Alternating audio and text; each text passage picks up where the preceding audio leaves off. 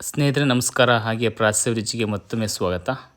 ಇವತ್ತು ನಾನು ಚಪಾತಿ ಹಿಟ್ಟು ಹಾಗೆ ಆಲೂಗೆಡ್ಡೆಯಿಂದ ಒಂದು ಒಳ್ಳೆ ಸ್ನ್ಯಾಕ್ಸ್ನ ರೆಡಿ ಮಾಡ್ಕೊಳ್ತಾ ಇದ್ದೀನಿ. ಇದು ಮಕ್ಕಳಿಗೋಸ್ಕರ ಮಾಡ್ತಿರುವಂಥದ್ದು. ಮಕ್ಕಳಿಗೆ ಕೈಯಲ್ಲಿ ಹಿಡ್ಕೊಂಡು ತಿನ್ನೋದು ತುಂಬ ಇಷ್ಟ ಆಗುತ್ತೆ. ಹಾಗೆಯೇ ಅವ್ರ ಸ್ಕೂಲ್ ಟಿಫನ್ ಬಾಕ್ಸ್ಗೂ ಕೂಡ ಹಾಕ್ಕೊಡ್ಬೋದು. ಬಹಳ ಚೆನ್ನಾಗಿರುತ್ತೆ. ಈ ಥರ ಡಿಫ್ರೆಂಟಾಗಿ ಏನಾದರೂ ಮಾಡ್ಕೊಡ್ಬೇಕು ಅನ್ನಿಸ್ತು.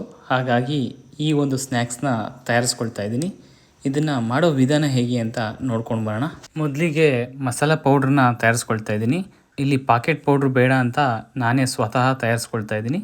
3 ಟೇಬಲ್ ಸ್ಪೂನಷ್ಟು ಮೆಣಸು ಮತ್ತು 1 ಟೇಬಲ್ ಸ್ಪೂನಷ್ಟು ಜೀರಿಗೆ ಹಾಗೆ 1 ಟೇಬಲ್ ಸ್ಪೂನಷ್ಟು ಕೊತ್ತಂಬರಿ ಹಾಕೋಣ. ಇವಿಷ್ಟನ್ನು ಹಾಕ್ಕೊಂಡು ರುಬ್ಕೊಳ್ಳೋಣ. ನೋಡಿ, ಇವಾಗ ಪೌಡ್ರ್ ರೆಡಿ ಆಯಿತು. ಇದನ್ನು ಒಂದು ಕಡೆ ಎತ್ತಿಟ್ಕೊಳ್ತಾ ಇದ್ದೀನಿ. ಮುಂದೆ ನಾವು ಒಳಗಡೆ ಸ್ಟಫಿಂಗ್ನ ರೆಡಿ ಮಾಡ್ಕೊಳ್ಳೋಣ.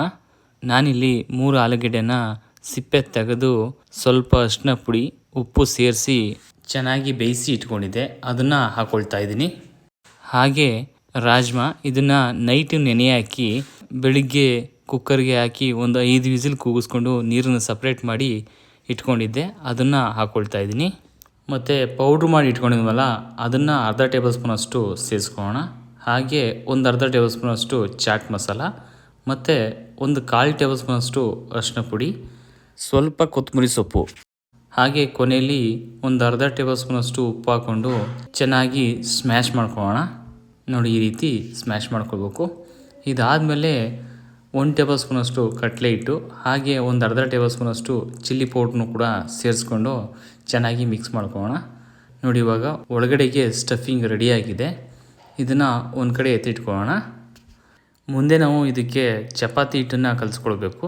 ನಿಮಗೆ ಗೊತ್ತಿದೆ ಚಪಾತಿ ಹಿಟ್ಟು ಹೇಗೆ ಕಲಿಸ್ಕೊಳ್ಳೋದು ಅಂತ. ಅದೇ ರೀತಿ ಇಲ್ಲೂ ಕೂಡ ಕಲಿಸ್ಕೊಳ್ತಾ ಇದ್ದೀನಿ. 3 ಕಪ್ ಆಗುವಷ್ಟು ಗೋಧಿ ಹಿಟ್ಟನ್ನು ಹಾಕೋಣ.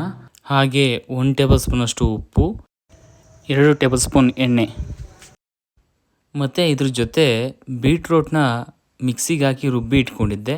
ಅದನ್ನು ಕೂಡ ಇಲ್ಲಿ ಸೇರಿಸ್ಕೊಳ್ತಾ ಇದ್ದೀನಿ. ಕೊನೆಯಲ್ಲಿ ಸ್ವಲ್ಪ ಬೆಚ್ಚಗಿರುವಂತಹ ನೀರು ಹಾಕ್ಕೊಂಡು ಚೆನ್ನಾಗಿ ಕಲಿಸ್ಕೊಳ್ಳೋಣ.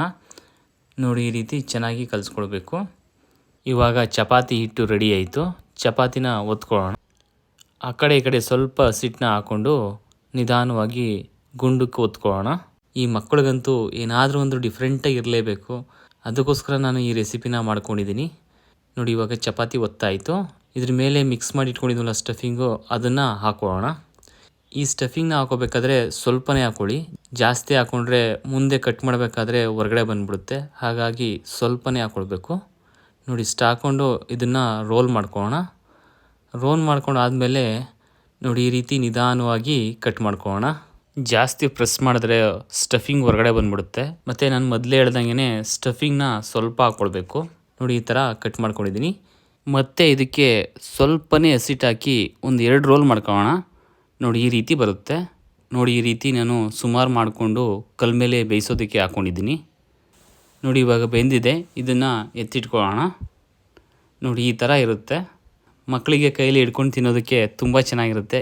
ಏನೋ ಒಂಥರ ಡಿಫ್ರೆನ್ಸ್ ಅನಿಸುತ್ತೆ ಮಕ್ಕಳಿಗೆ. ಸೊ ತುಂಬಾ ಇಷ್ಟಪಟ್ಟು ತಿಂತಾರೆ. ನೀವು ಒಂದ್ಸರಿ ಮನೇಲಿ ಟ್ರೈ ಮಾಡಿ. ಹೇಗೆ ಬಂತು ಅಂತ ನನಗೆ ಕಮೆಂಟ್ಸ್ಲಿ ತಿಳಿಸಿ.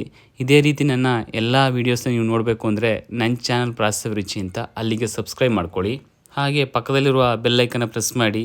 ಈ ವಿಡಿಯೋ ಇಷ್ಟ ಆಗಿದರೆ ಲೈಕ್ ಮಾಡಿ, ಶೇರ್ ಮಾಡಿ. ಮುಂದಿನ ಹೊಸ ವಿಡಿಯೋದೊಂದಿಗೆ ಸಿಗೋಣ ಅಂತ ಹೇಳ್ತಾ ಈ ವಿಡಿಯೋನ ಮುಗಿಸ್ತಾ ಇದ್ದೀನಿ. ಧನ್ಯವಾದಗಳು.